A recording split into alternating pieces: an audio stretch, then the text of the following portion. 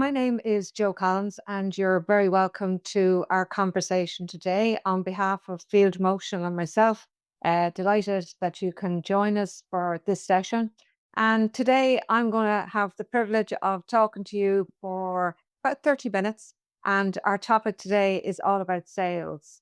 And so, regardless of the industry that you're in, what I plan to do is for the next 30 minutes take you through some ideas that'll absolutely help you attract, but also retain business. So I'm going to take you through maybe some ideas, some suggestions, and maybe some techniques that'll certainly help you have a successful year when it comes to attracting and retaining sales. And the first place that I'm going to jump into is the whole area of how you need to structure yourself in order that you enjoy the success that you deserve.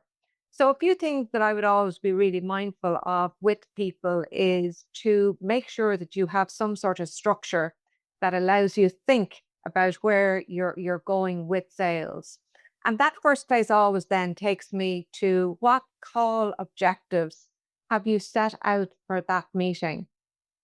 And that meeting is either on the phone, maybe it's a Teams call, maybe it's face to face. It really doesn't matter how the meeting is taking place. The important thing that I would always encourage the teams that I work with is that make sure that every meeting that you have set out some call objectives. And interesting enough, one of the objectives that I always ask people to sort of be very, of course, mindful of, but don't put it down as your number one, is to close a sale or to get confirmation, because instantly that's going to put you at a little bit of pressure. So I think there are other really good call objectives that will still determine that the meeting was successful and that it will lead to maybe further conversations. And examples of those would be if you had a call objective, maybe to find out who are usually involved in all of the buying decisions that the company makes. How do they go about doing that? I think another great call objective would be if they are fully happy with who they're dealing with, for you to even ask them to email you for future events that might be happening. So I think there are many call objectives that you can set out that are not necessarily about closing the sale, because I think that puts unnecessary pressure and just won't allow you to perform at your best self. Because remember, these meetings, it's about having a conversation. It's about engagement. It's about people buying people first and then your product or your service second. So use it maybe as an opportunity to get to know the person, get to know what's important to them. So I think always set out your stall. And I would be definitely encouraging people to think about setting out maybe three call objectives for every single meeting. Um, my experience from all the teams that I've worked with over the years is if you don't have strong call objectives for your meeting, then you unfortunately will have very little control over how that meeting will go. So if you are, putting a little time aside to prep out what it is that you want to achieve, I think then you're setting yourself up for success. Moving on from that, then, I think equally important, you need to have a think about, well, what are the questions that I'm going to ask? So if I have call objectives set out, what questions am I going to ask to make sure that I get answers to the objectives that I've set out? And I'd be always encouraging people to think about using a set of open style questions that encourages conversation. Because remember, again, you want engagement, you want this potential customer to be comfortable with you to answer the questions that you've asked.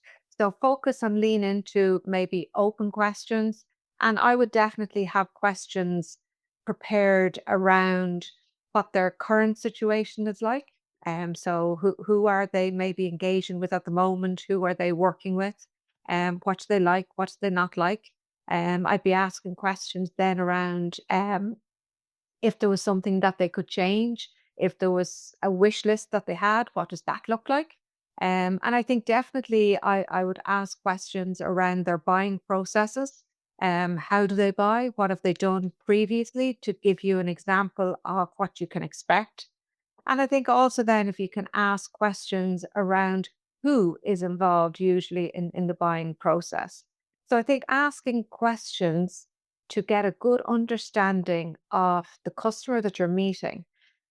Now, needless to say, I would also, in equal measure, be saying to people that you need to do your own due diligence on the person and the company that you're meeting in advance. And I think you can nicely frame that. Look at in advance of our call today, I was doing a little bit of research on your company, but in your own words, I'd love to hear a little bit more.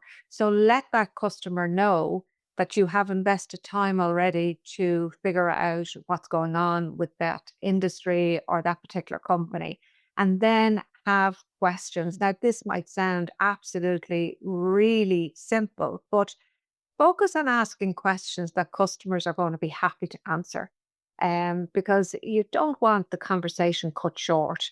And if you lean into more open style questions, so think about open, like any question that begins with what, where, when, how, which, all of those are designed to get the customer talking, that you get information. The information that you get, remember, we're going to be using this probably later during the sales process.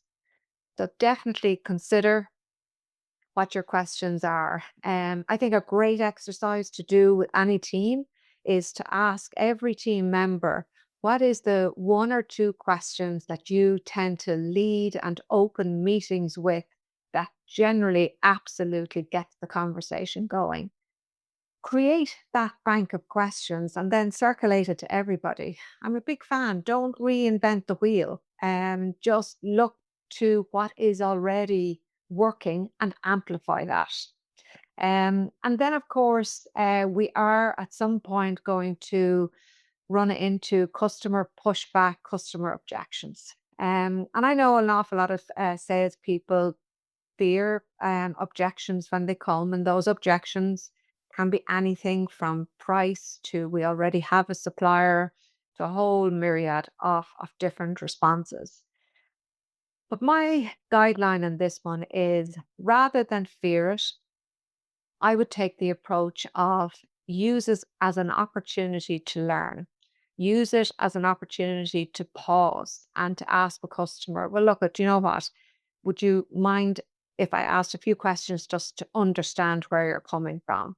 What you got to remember here is if we treat customer objections maybe as a request for further information, then it is a much healthier mindset to go into rather than, oh, here we go again, pushback. So I think definitely have a think about, what objections are you likely to come up with? And maybe internally before you go to that meeting, have a little bit of a brainstorm that says, look at if a customer said this to you, what response would you get back? So again, you use the power of maybe your team to brainstorm out what you normally hear from customers.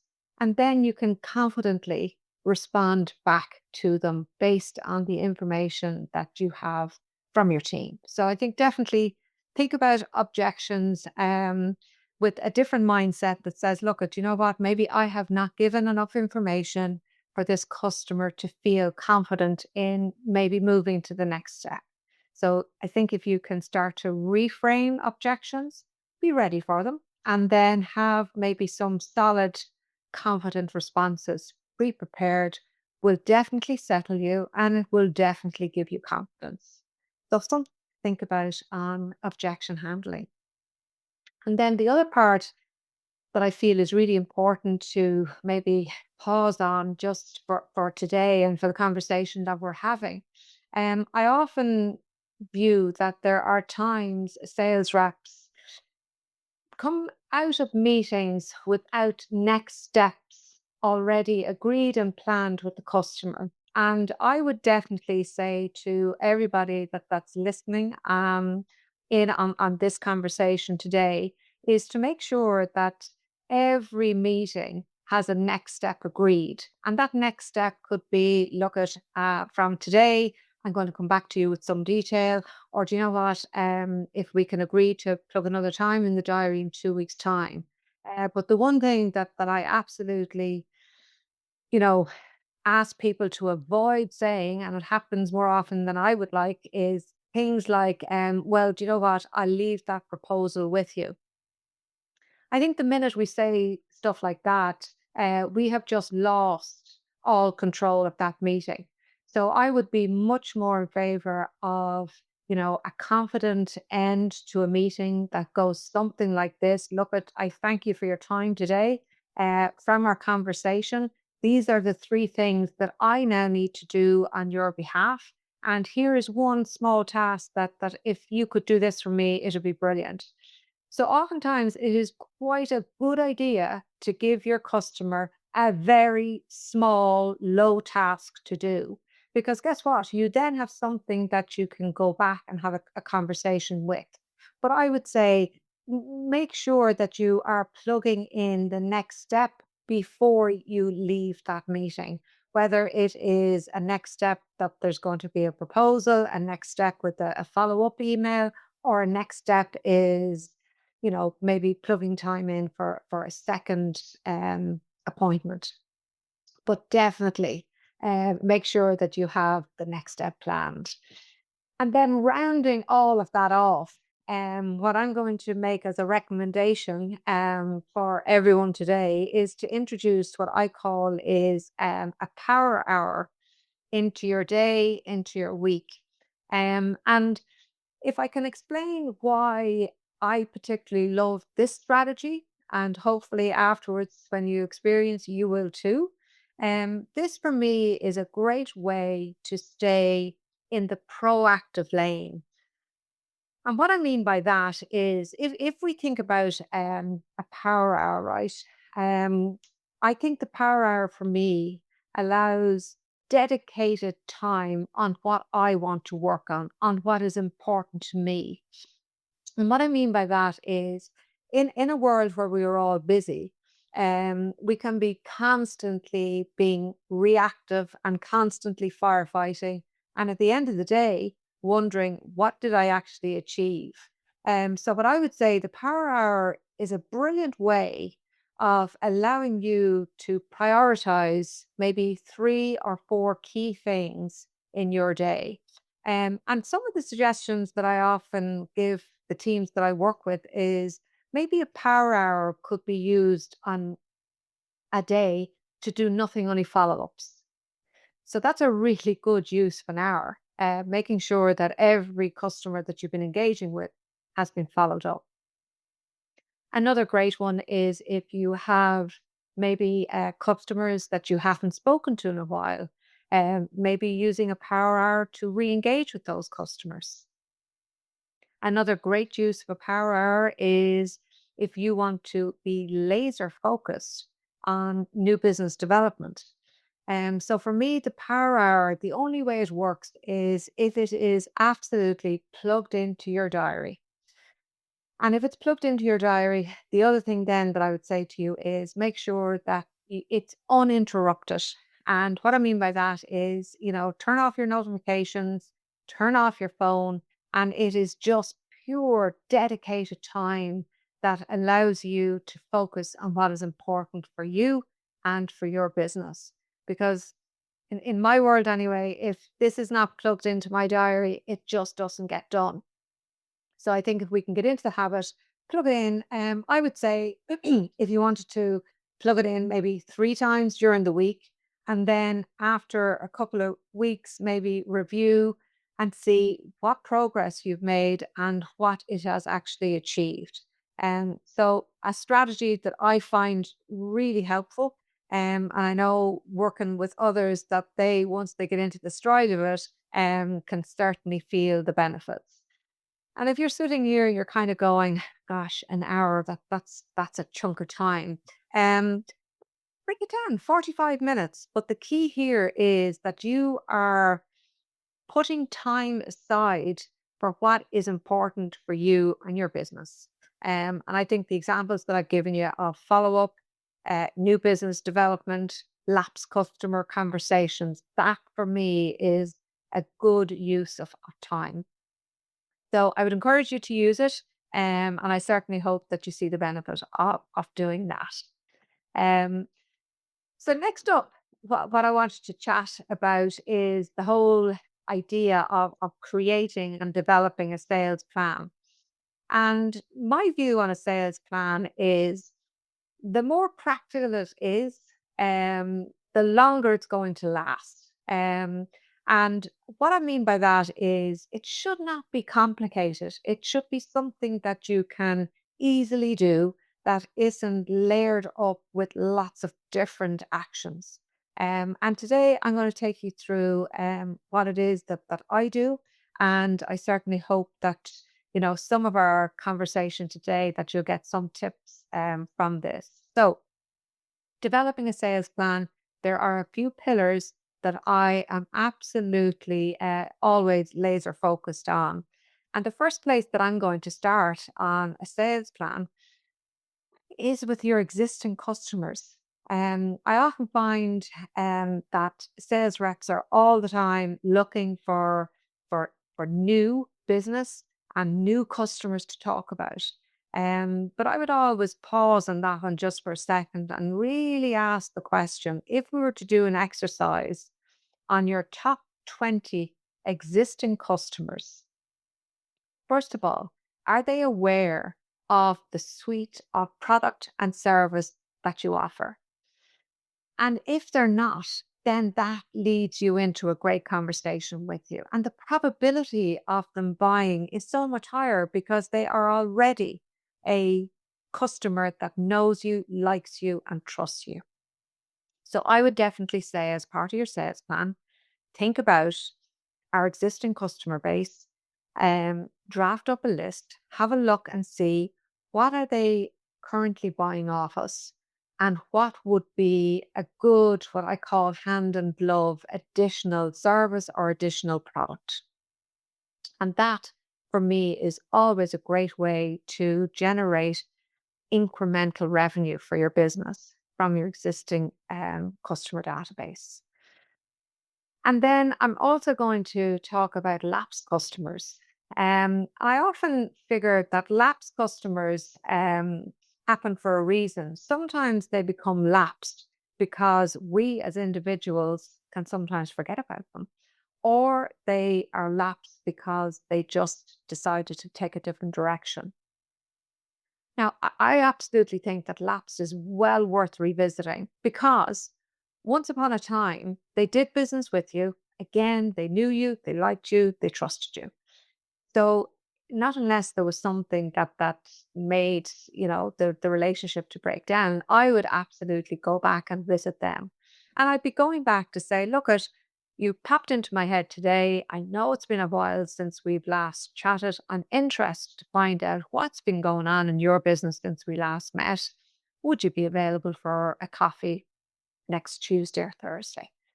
So you're not selling anything to these. You are just exploring a conversation with them. You are interested in what's been happening in their world, their business, what has changed, and where are they running into maybe any challenges. And that conversation alone, if you go in focused on, look at, I'm here to sell nothing. I'm interested in learning a little bit more about you and what's been going on. That in itself can sometimes reignite a good conversation. So definitely think about lapsed as another revenue generator for your business. And then loss. You might say to yourself, why on earth would she be recommending that we reach out and talk to lost customers as a failed plan? And I think the one thing that I have found over my time in sales is customers sometimes make decisions that they later regret. And I think if we allow a little bit of time and allow, a conversation to go something along the lines of, look at, we were really disappointed that we didn't get the opportunity to work with you on this particular project. Today's call is just checking in to see how you are. So again, you're not going in selling anything, you're just re-engaging with them. And it's very interesting. Sometimes, as I said, customers make decisions based on the information they have at the time that sometimes they later regret. And if you can position yourself that you're still interested and you're still interested in engaging with them, do you know what? Sometimes the timing can be right and it can nicely open up an opportunity that could be beneficial.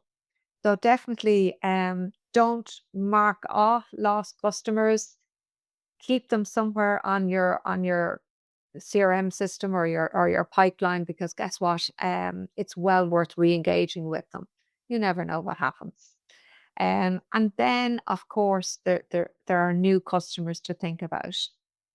And I'm going to give you maybe some suggestions on what to do with targeting new customers. Again, I'm very much of the view we need to keep this easy, we need to keep it practical.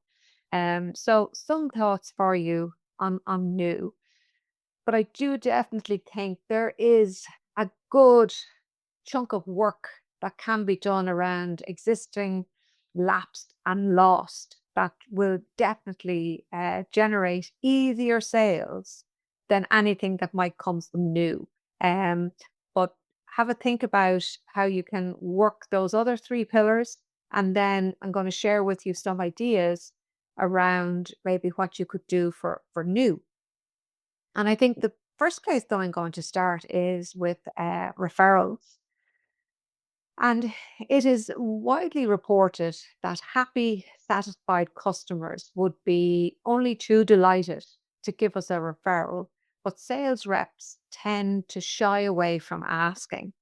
And I don't know whether it is the word referral just feels a bit heavy, but I would definitely maybe reposition that to say, look, at as a trusted and loyal customer, I was hoping that you might be able to help me. Within your industry or your connections or your network, who else do you know that you would be comfortable introducing me to for a conversation? So you're just asking them for help. I think if we can go that route, I think we open up definitely opportunity. Of course, I'm going to tap into LinkedIn. On my view on LinkedIn, I think it is a place to demonstrate your expertise. I don't necessarily believe it is a place to sell, but it definitely is a place to make connections, showcase your value, showcase your expertise. So I definitely think LinkedIn has a massive part to play. And then, of course, networking. I know that some people absolutely frown at the whole idea of networking. But what I would say is choose your events carefully. Choose your events that you want to go to where you might meet other like minded people. And what I often think about networking is you should never go into a room and feel that everybody is selling their either product or service. I think a much better way to think about networking is who can I connect with that outside of this room we could have a good conversation and see how each other can help one another's business. I think that's the power of network. It's having maybe connections that you are happy to help and likewise they can help you. So it's very much what I would call allowing yourself to go to networks with a mindset about building for the future strategic partnerships. So definitely one to have a think about there. But choose your event carefully is equally what I would say. And then I think if you're looking at new business development, I would absolutely encourage you to think strongly about Google reviews for your business. And what I mean about Google reviews is all of your happy, satisfied customers. Are we asking every single one of those for a Google review? So you're in control of it. You're asking people that you know you've done a good job for, everything went well, and they are absolutely happy. If you think about Google reviews, if you think about how people are, working their way through the buying process, It is said that up to, I think, something like 82% of the B2B um, sales starts with a search. So people are searching. What we want to do is to make sure that we are found easily. So think about Google reviews are going to help you be found faster. They're going to help you build credibility before they've even had a conversation with you. It's a no cost branding exercise. And then you'll get instant insights and feedback on what people love about doing business with you. So I would definitely ask you to think about Google reviews as a really strong strategy for attracting more of your ideal customers. And the other thing, of course, what I would say is if you're asking customers, make it easy for them. Send them a link, send them a QR code, just make it nice and easy for them to be able to leave that review. And then, very importantly, if customers are leaving you a review, be sure that you reply to all. And here's the absolutely icing on the cake tip, right? If you are replying, what I often see are lovely responses that says, "Thank you so much for your lovely review. We appreciate it." So what I would say to that is lovely, it is polite, it is professional, but you're missing a trick.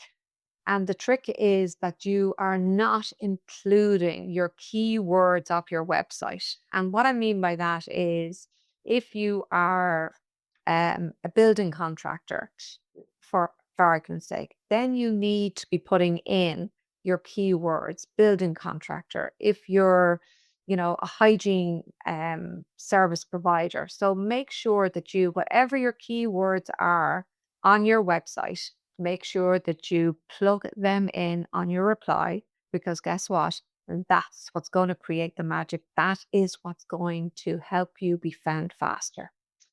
So give it a try. Put yourself a target, a monthly target to say, look, and collectively, this is what we're going to do together. So definitely. And then, what I would equally say, consider if you don't already have it, maybe doing a newsletter. And my guideline on the newsletter is you got to make sure that the newsletter is always customer focused and that the newsletter is always about sharing helpful information that's going to be viewed by your customer as insightful, helpful. I think you will then start to build a little bit of momentum, even with your newsletter. Customers maybe that are transient and they're not doing a whole lot with you. Do you know what? If you're getting a piece of information that's helpful once a month, you're keeping your brand, you're keeping your message in front of those transient customers, as well as adding value to your existing customers. So that is something that I would definitely ask you to think about. So I hope you find something in these few suggestions that you can start to action.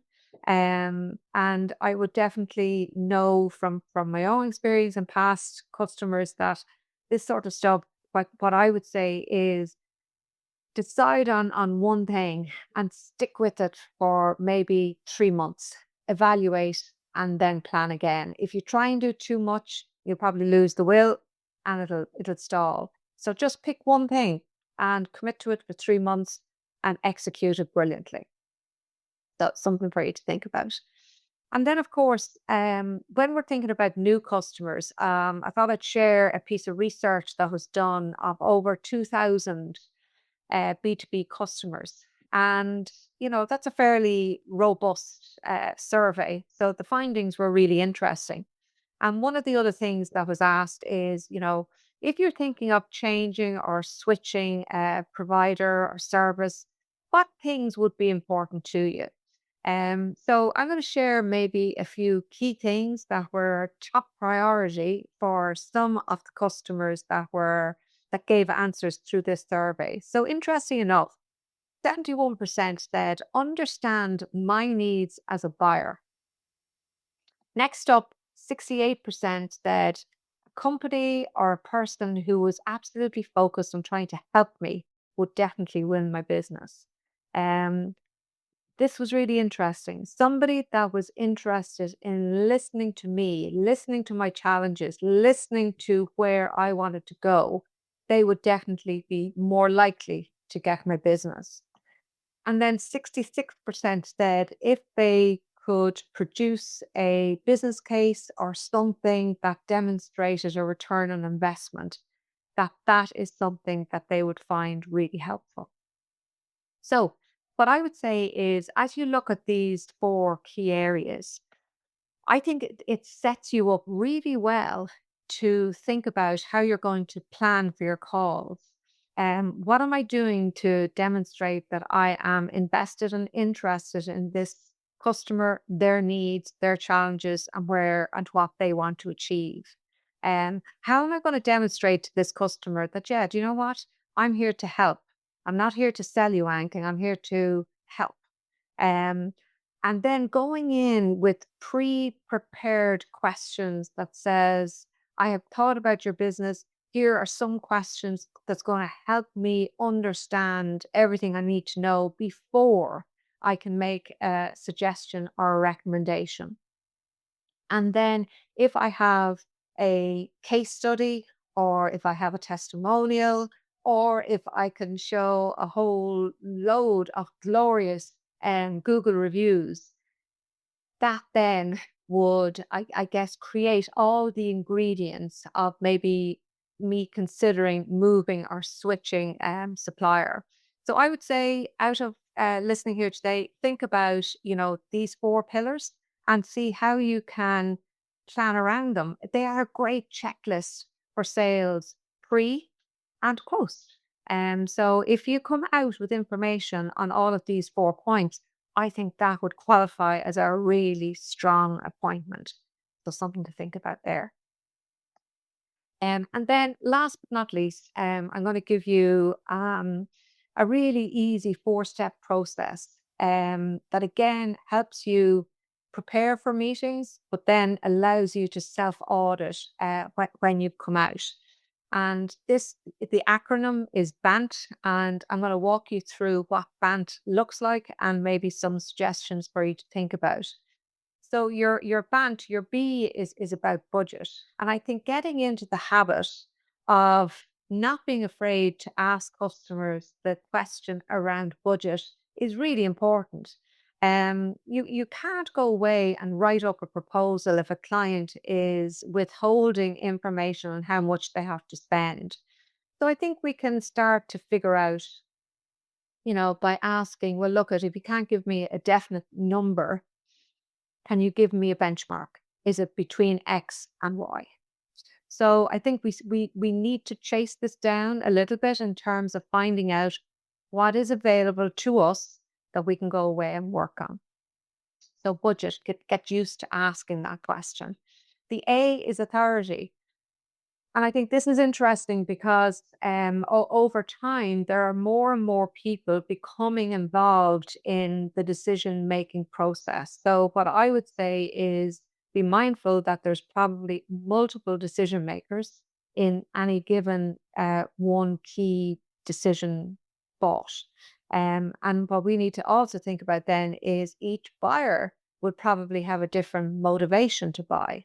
The motivation for the CEO to the GM to the marketing manager, they're all going to be different. And we need to be mindful of tapping into that and delivering on each.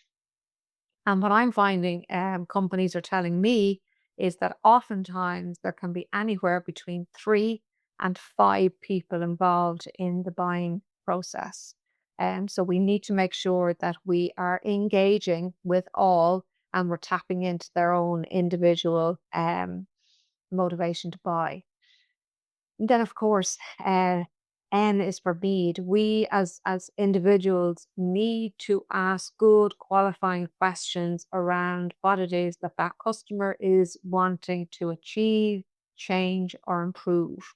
So here we go. Find out what do they want.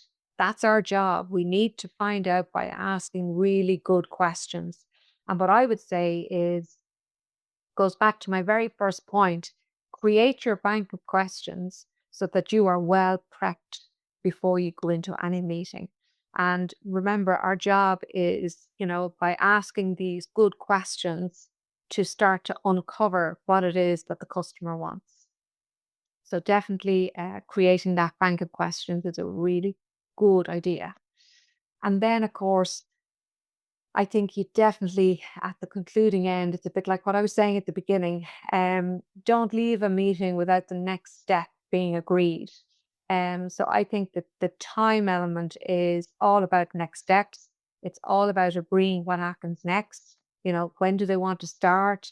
When will you be able to issue a PO for the order? What timelines are we working for? I think if we can start asking those key questions, I think then you have a really good, solid foundation in terms of you knowing how you're going to forecast and what your pipeline is going to look at. So, what I would say is if you have maybe a pipeline review, monthly review with your team, I think if you can apply these 4 questions as people are walking through their pipeline, have you got all the information that we can get around budget? um, you know, the stakeholders in the decision making process. Have we touch points with all of those, or are we over reliant on one point of contact? So make sure the more points of contact we have, the stronger the, I suppose, the opportunity will be for us. Um, do we have good information on what that client wants to improve? Where are their challenges, what they want to achieve. So if we can build a picture around that, I think definitely it's going to help build out our recommendation and our proposal. And I think then, making sure that every engagement has a timeline so we know where we're going with next steps. So, a few things to have a think about. Um, what I would like to say, at this moment, definitely, I would like to thank Fieldmotion for allowing me the opportunity to share some tips with you today. I'm going to leave my details there. If you have any questions, thoughts, or queries, I'm always happy to have a conversation. But for now, I would like to sincerely thank you for listening. I do hope that you take away something that you can implement into your business immediately. And I wish you continued success. Thank you.